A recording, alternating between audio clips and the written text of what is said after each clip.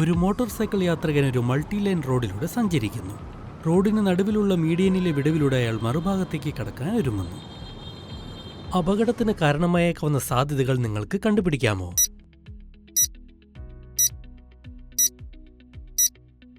ഇവിടെ വ്യക്തമായി മനസ്സിലാക്കാവുന്ന വസ്തുതകൾ: 1.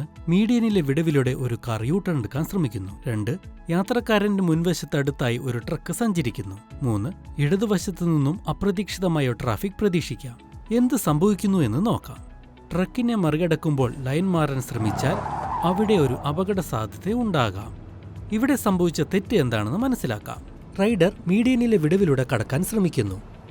വെളുത്ത കാർ മീഡിയൻ വിടവിലൂടെ യൂട്ടേൺ എടുക്കാൻ ശ്രമിക്കുന്നു.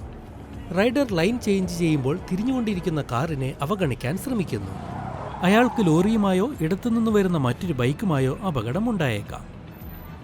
ഇത്തരം സന്ദർഭങ്ങൾ സുരക്ഷിതമായി എങ്ങനെ കൈകാര്യം ചെയ്യാമെന്ന് നോക്കാം. 1. നിയന്ത്രണമില്ലാത്ത ഇത്തരം ഇടങ്ങളിൽ വേഗത കുറച്ച് ഓടിക്കുകയും ജാഗ്രതയോടെ ഇരിക്കുകയും വേണം. 2. സുരക്ഷിത അകലം പാലിച്ച് പെട്ടെന്നുള്ള ബ്രേക്കിങ്ങിന് തയ്യാറാവുക. 3. ആവശ്യമെങ്കിൽ മറ്റു വാഹനങ്ങൾ കടന്നു പോകുന്നതുവരെ കാത്തുനിൽക്കുക. ജീവന് വില നൽകൂ, സുരക്ഷിതമായി ഓടിക്കൂ.